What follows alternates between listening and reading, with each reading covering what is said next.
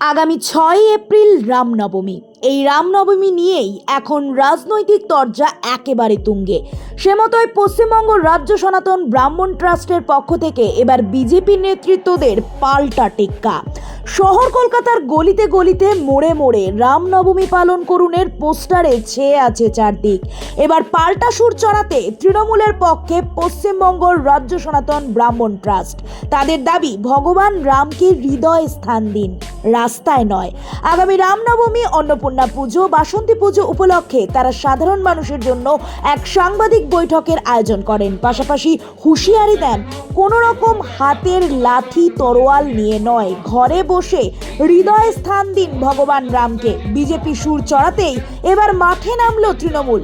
মুখ্যমন্ত্রী মমতা বন্দ্যোপাধ্যায়ের ছবি সমেত ভগবান রামকে হৃদয়ে স্থান দিন, রাস্তায় নয়, এই পোস্টারে এখন পাল্টা সুর তৃণমূলের।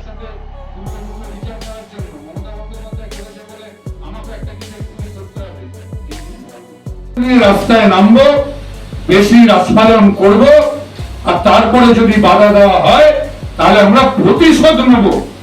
আমি আবার বলি, ভগবান রাম সহ, ভগবান ঠাকুর শ্রীরামকৃষ্ণ সহ, বিবেকানন্দ সহ সবার কাছে অনুরোধ যে এই ভণ্ডদের, এরা যা করছে এরা নিজেরাও জানে না কি অপরাধ করছে, এদের অন্তত ক্ষমা করুন। ভগবানের কাছে প্রার্থনা করে এদের ক্ষমা করুন। আর সত্যি যারা সনাতন ধর্ম পালন করেন, যারা হিন্দু ধর্মে বিশ্বাসী, তারা নিজেদের ধর্ম ভক্তি পূর্ণভাবে পালন করুন, এদের কথায় রাস্তায় নেমে নয়। স্বয়ং ভগবান তার নামকরণ করে এক বিজেপি নামে একজন দলগত যেভাবে আজকে ভগবান রামচন্দ্রকে নিয়ে রাস্তাঘাটে বিভিন্ন জায়গায় তার ছবি দিয়ে ভগবান রামচন্দ্রকে যে আমরা পুজো করি মন্দিরে, কিন্তু রাস্তাঘাটে নিয়ে আমাদের সনাতন ধর্মকে কলুষিত করছে কিছু নামক দল। এটা আমরা ধিক্কার জানাই। ভগবান রামচন্দ্র তিনি কলিতে যেমন সত্য পিতা দাপর কলি, সত্য যুগে সত্যনারায়ণ, দাপরে স্বয়ং কৃষ্ণ রাধা, ত্রেতা যুগে রাম সীতা, কলিতে মহাপ্রভু অবতার হয়েছিলেন বিষ্ণুপ্রিয়া। প্রত্যেক যুগে যুগে একটি করে শক্তি বিরাজমান করেছে। আজকে আমরা মা সীতাকে বাদ দিয়ে রামচন্দ্রকে বেঁধে গেছে কিছু শ্রেণীর মানুষ। আমরা বলতে চাই, সনাতন প্রেমিক যারা মানুষ হবে, শুধু রামচন্দ্র নয়, স্বয়ং সঙ্গে যেন যুগল মুক্তি যেন সীতাও যেন থাকে, এটা নিয়েও যেন পুজো অর্চনা হয় রামনবমী। এটা আমাদের পালন করা হিন্দু শাস্ত্রের, এটা শাস্ত্রীয় বিধান লেখা আছে। আজকে অযোধ্যাতে যে রামচন্দ্রের উৎসব হচ্ছে, এটা ভালো, সনাতন ধর্মের এটা নীতি আদর্শ।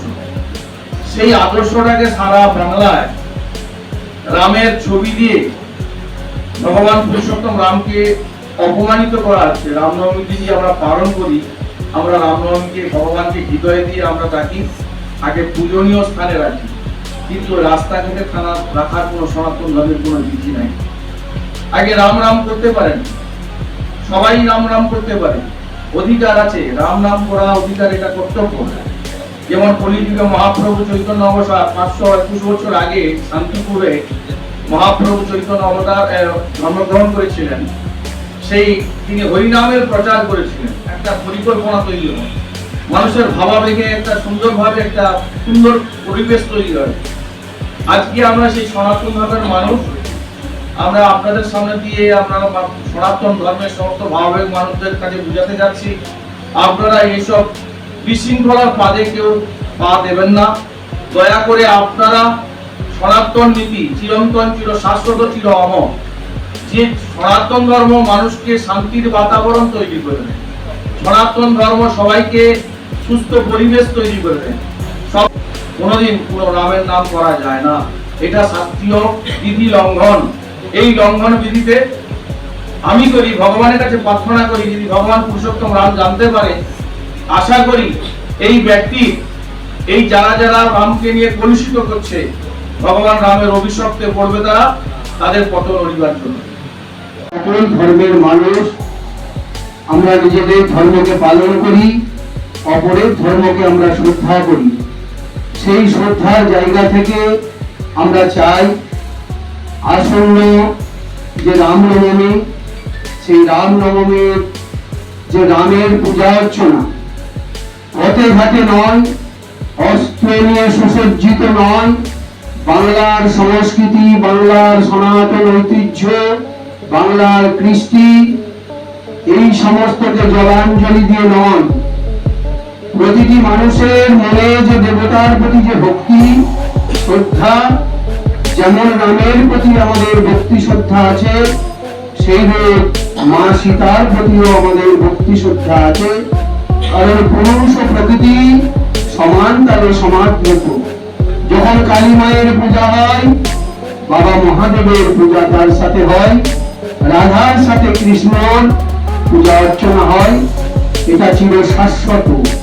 তাই রামনবমীকে কেন্দ্র করে যদি কোনো রাজনৈতিক দল বা কোনো রাজনৈতিক ব্যক্তিত্ব মনে করে যে বাংলার সনাতনীরা শুধু তাদের জন্যই, শুধু সেই সমস্ত মানুষের জন্যই এখানে এসে একসাথে আনন্দ করি, সেই আনন্দ মহাযজ্ঞ যেন নিরানন্দে না পরিণত হয়, আনন্দ যেন মানুষের মধ্যে বর্ধিত হয়, এবং সর্বোপরি এই শুধু রামনবমী বলে নয়, আমাদের 12 মাসে 13 পার্বণ প্রত্যেকটি অনুষ্ঠান আমরা অত্যন্ত সুশৃঙ্খল ভাবে রাজ্যের, পশ্চিমবঙ্গ রাজ্যের সম্মাননীয় মুখ্যমন্ত্রী মমতা বন্দ্যোপাধ্যায়ের ছায়া শীতল পরিবেশে সারা রাজ্যের মানুষ যে শান্তিতে বিরাজমান, তারা তাদের নিজেদের সিংহাসন লাভের জন্য, নিজেদের রাজনৈতিক স্বার্থ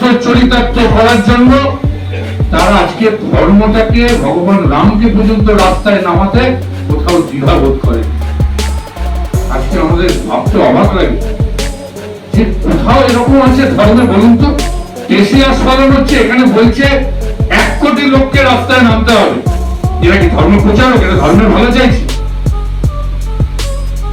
আবার শুধু যারা সত্যিকারে শুধু রাজনৈতিক স্বার্থে ধর্মকে ব্যবহার করতে চাইছে, তাদের কথায় না থেকে আপনারা বাড়িতে বাড়িতে শুধু রামনবমী কেন, নবরাত্রি চলছে, অন্নপূর্ণা পুজো চলছে, বাসন্তী পুজো চলছে, কেন সেই পুজোর কথা তো কেউ বলছে না। শুধু রামনবমী বলছে, অস্ত্র হাতে নিয়ে নামতে হবে বলছে। কোন হিন্দু ধর্মের কথা বলুন তো যেখানে বলছে প্রতিহত করলে প্রতিশোধ নেব? কোন ধর্ম বলছে প্রতিশোধের কথা? হিন্দু ধর্মে, সনাতন ধর্মে কোথাও আছে?